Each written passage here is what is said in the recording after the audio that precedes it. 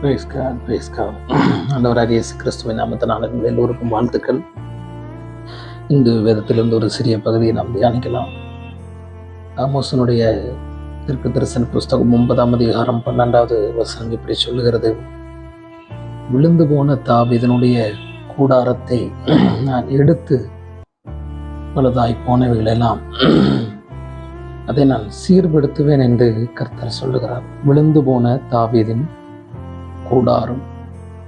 கூடாரம் என்று சொல்லப்போனால் அது நாம் தங்குகிற வசிக்கிற ஒரு இருப்பிடத்தை குறிக்கிறது. ஆமென். ஒரு குறிப்பிட்ட இடத்திற்கு நாம் பிரயாணமாக போகும் பொழுது, இல்லை நம்ம ஒரு இடத்திற்கு குடிபெயர்ந்து ஒரு இடத்திற்கு போகும்போது கூடாரங்கள் போட்டு தங்குவது பழைய நாட்களிலே வழக்கம். இன்று ஒரு இருப்பிடம் ஒரே இடத்தில் நிலையாக இருப்பது என்பது வேறு. ஒவ்வொரு இடத்திற்கு புறப்பட்டு போகும் பொழுது கூடாரங்கள் அந்த நாட்களிலே இருந்தது. ஆமென். விழுந்து போன தாவீதின் கூடாரம், இப்போ நம்முடைய தங்கும் இடம், இருப்பிடம் என்று கூட அதை நாம் எடுத்துக்கொள்ளலாம். இருப்பிடம் விழுந்து போகிறது. நம்ம தங்குகிற இடத்துல விழுதல் எப்படி வருகிறது என்று சொல்லப்போனால், பல விதங்களில் நம்முடைய கூடாரங்கள் சாய்ந்து போவதற்கு வாய்ப்புகள் உண்டு. வேதத்தின்படி பார்க்கும் பொழுது பெரிய மழை, வெள்ளம், காற்று வரும் பொழுது அஸ்திபாரம் சரியில்லாமல் போனால், பேஸ்மெண்ட் சரியில்லாமல் போகும் பொழுது அந்த இடத்துல கூடாரங்கள் பெயர்க்கப்படுவதற்கு வாய்ப்புகள் உண்டு. நம்முடைய குடும்ப வாழ்க்கையில், நம்முடைய தனிப்பட்ட வாழ்க்கையில் குடும்பங்கள் பெயர்ந்து போவதற்கு, கூடாரம் பெயர்ந்து போவதற்கு நிறைய காற்றுகள், நிறைய மழைகள், அஸ்திபாரத்தை அசைத்து பார்ப்பதற்கு வாய்ப்புகள் உண்டு. வேதம் சொல்லுகிறது, வீடு கட்டுகிறவர்களுக்கு ஆகாது என்று சொல்ல கல்லை மூளைக்கு தல்லை கல்லாக இருக்கிறது. கிறிஸ்து என்கிற ஒரு அஸ்திபாரம் தான் ஆண்டவரை ஏற்றுக்கொண்ட எல்லாருடைய வாழ்க்கையிலும் அஸ்திபாரம். அதுதான். அந்த அஸ்திபாரம் ஸ்ட்ராங்காக இல்லை அப்படின்னா அந்த கூடாரம் கொஞ்சம் அசையும், அந்த கூடாரம் கொஞ்சம் விழுந்து போகும்.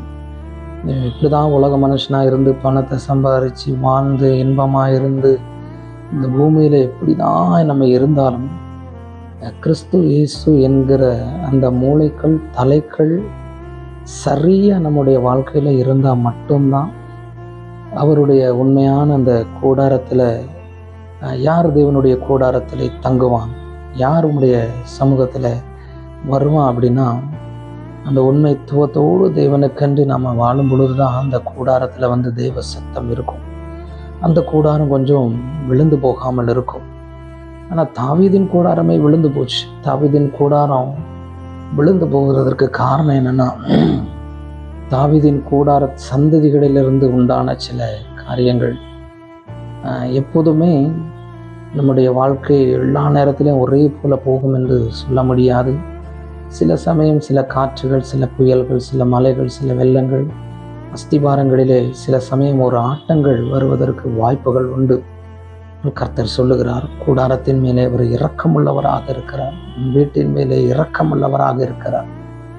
அப்போ இந்த வீடு, இந்த கூடாரம் அசையாமல் அழிந்து போகாமல் இருக்கணும்னா, தாவீது தேவனுடைய இருதயத்திற்கு ஏற்றபடி அவர் நடந்து கொண்டது போல நாமும் தேவனுடைய சமூகத்தில் என்ன வந்தாலும் விழுந்து கிடந்து அந்த கூடாரத்தை காக்கிறவர்களாக, கூடாரத்தின் மேலே தேவனுடைய கண் பார்வை வைக்கப்படும்படியாக, தாவீதின் கூடாரத்தை போல யோபுவனுடைய வீட்டின் மேலே மறைமுகமாக தேவ கிருபை இருந்தது போல, அந்த கூடாரம், இந்த தங்குகிற இடம் நிம்மதியாக இருந்தால், பீஸ்ஃபுல்லாக இருந்தால், அந்த இடத்துல தெய்வ மகிமை அளவிரவிதமாக இருக்கும்.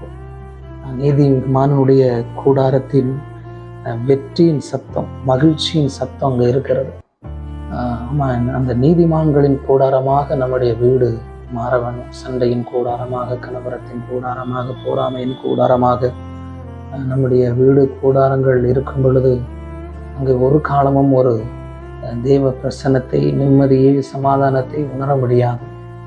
அந்த கூடாரம் எதில் பழுதாக இருக்கிறதோ, எதில் சீரில்லாமல் இருக்கிறதோ, அது கர்த்தருடைய கையில் ஒப்பு கொடுக்கும் பொழுது கர்த்தர் தான் செய்வோம்.